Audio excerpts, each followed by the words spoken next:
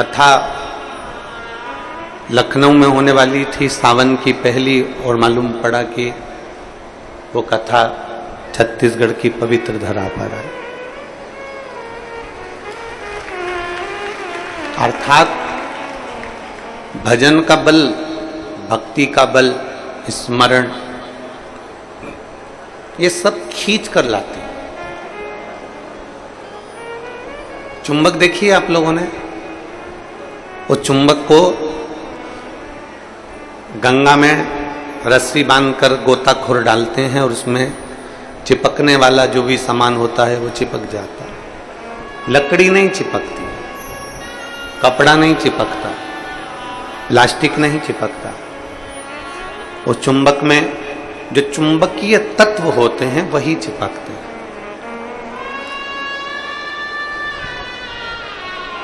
हम तो ये मानते हैं कि सावन के महीने में भी भोलेनाथ एक, जैसे लोग गंगा जी में चुंबक फेंकते हैं और उसमें जो चिपक गया वो चिपक गया, उसी तरह भोलेनाथ भी सावन के महीने में शिव महापुराण रूपी चुंबक को डालकर हिलाते रहते हैं।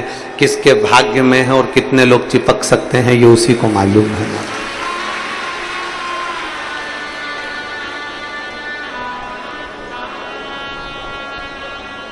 72 साल बाद ऐसा सावन आया है, और उस सावन में अगर भगवान की विरल भक्ति हमारे मुख से हो रही है, भजन हमारे मुख से हो रहा है, कीर्तन हमारे मुख से हो रहा है, तो आप और हम तो सब शिव के चरणों के दास हैं।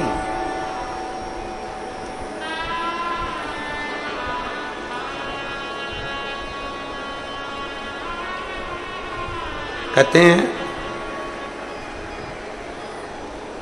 शिव महापुराण की कथा कहती है, नौकरी ऐसी होना चाहिए, सर्विस ऐसी होना चाहिए जहां जाने का मन करे। ऑफिस में तुम बैठते हो और दिन भर क्लेश मचे, फाइल तुम पढ़ते हो और फाइल उठाते से ही तुम्हारे को मानसिक टेंशन आ जाए, जरा जरा सी बात में चिंता खड़ी हो जाए, तो वो ऑफिस जाने का मन नहीं करता, नौकरी पर जाने का मन नहीं करता। नौकरी ऐसी हो जहां जाने का मन करे, और घर ऐसा हो जहां वापिस आने का मन करे। तो समझ, घर में अगर क्लेश हो रहा है, बहुत अशांति हो रही है, बहुत लड़ाई हो रही है, बहुत विवाद हो रहा है, कहीं सास का मुंह फूला रहे, कहीं बहू का मुंह फूला रहे, कहीं बेटे का, कहीं बेटी का, कहीं माँ का, कहीं पिता का, कहीं भाई, कहीं बंधु, इनके मुंह फूले रहे तो घर में आने का मन नहीं करता।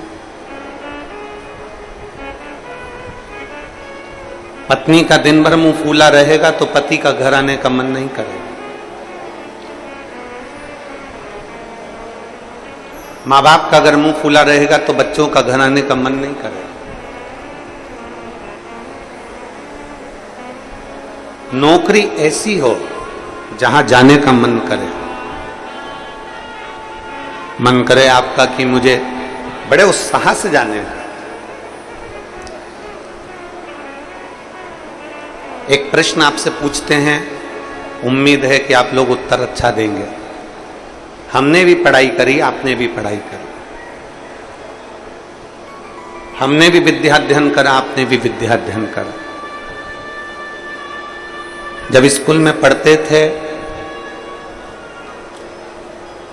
मैथ का सब्जेक्ट आता या साइंस का आता, इंग्लिश का आता, कोई सब्जेक्ट जब सामने आता तो कोई कोई टीचर इतना अच्छा होता था कि उसके सब्जेक्ट में भले मन ना लगे पर उसके सब्जेक्ट में बैठने का मन जरूर करता था। बोलो सही है कि गलत है? और कोई कोई टीचर ऐसा होता था कि उसके सब्जेक्ट में जाने का मन नहीं करता था।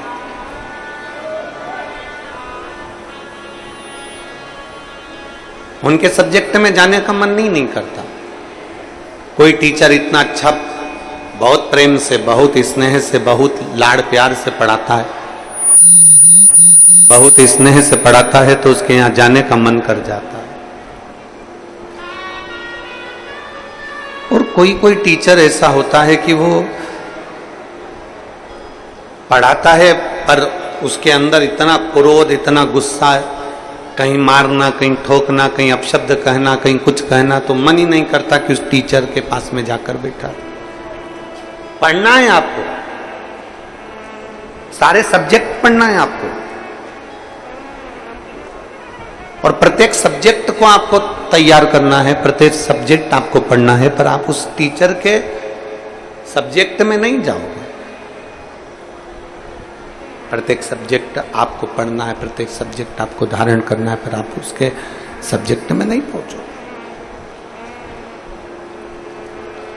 बस जैसे स्कूल में कोई टीचर अच्छा है तो उसके सब्जेक्ट को पढ़ने के लिए आप जरूर जाते हो, उसी तरह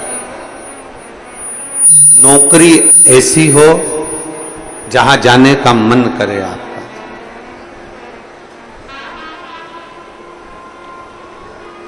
नौकरी ऐसी होना चाहिए जहां तुम्हारा जाने का मन करे, जहां तुम्हारा बार बार मन करे, 5 भी बज जाए ना तो भी मन करे कि थोड़ा आधे घंटे और काम कर लूं, 1 घंटे और काम कर लूं,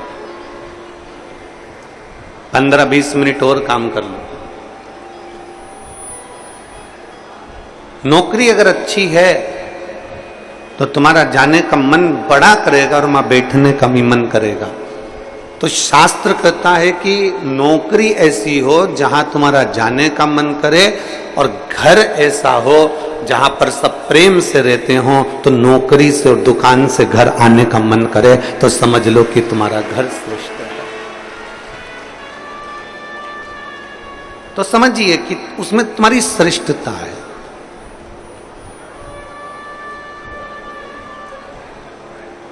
जरा जरा सी बात में अगर क्लेश हो रहा है, जरा जरा सी बात में अपशब्द बोले जा रहे हैं, तो वो श्रेष्ठता नहीं है।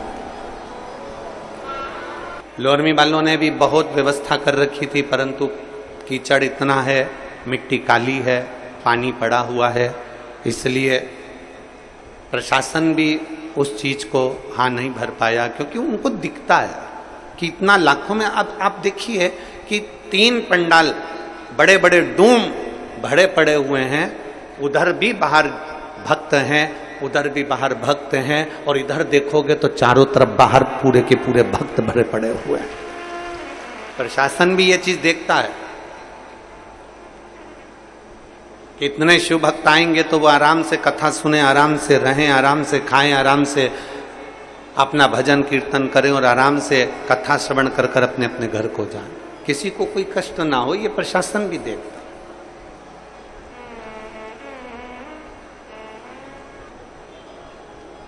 21,600 श्वास में से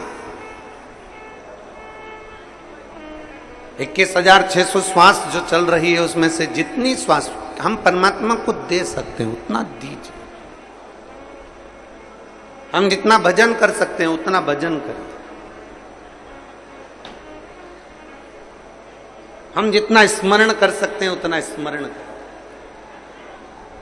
और तेरी कृपा बिना न हिले एक भी अणु, लेते हैं श्वास तेरी कृपा से तनु तनु। हे गंगाधार मुक्ति द्वार ओंकार तू, बोले ओंकार तू। आयो शरण तिहार शंभु तार तार तू। बखान क्या करूं मैं राखों के ढेर का, चपटी भभूत में खजाना कुबेर का। हे गंगाधार मुक्ति द्वार ओंकार तू, भोले ओंकार तू। आयो शरण तिहार शंभु तार तार तू। कहां प्रभु कृपा करे। एक एक श्वास,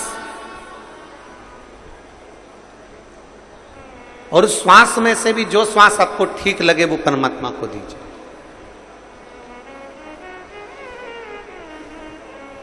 फिर निवेदन है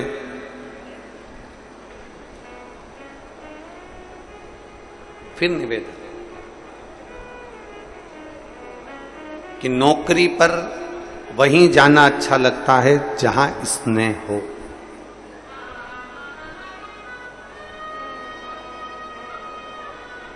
नौकरी ऐसी हो जहां जाने का मन करे, और घर ऐसा हो, जम के बोलो, जहां आने का मन करे। घर ऐसा कब हो सकता है? चप्पल कौन कौन पहनता है? जूता कौन कौन पहनता है? अरे हाथ तो उठाओ, चप्पल जूते तो पहनते होगे, ठीक है। कोई 7 नंबर की, कोई 8 नंबर की, कोई 6 नंबर की, कोई 9 नंबर की, कोई 10 नंबर की, कोई 11 नंबर की, कोई 12 नंबर की चप्पल पहनते, जूता पहनते। आप में से कोई ऐसा है जो एक पांव में 6 नंबर की चप्पल पहनता और दूसरे पांव में 9 नंबर की पहनता? कोई नहीं पहनता। चप्पल का नंबर 1 होना चाहिए। ये 5 नंबर की है तो ये भी, बोलो बोलो जम के बोलो, 5। ये 6 की है तो ये भी 6 की। ये 8 की है तो ये भी 8 की।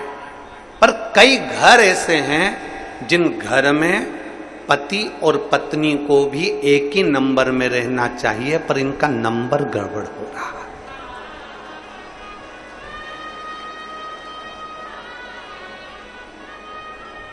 पति 8 नंबर में हो गया और पत्नी 6 नंबर में हो गई तो विवाद चालू हो गया। पत्नी 10 नंबर में हो गई और पति 7 नंबर में हो गया तो विवाद चालू।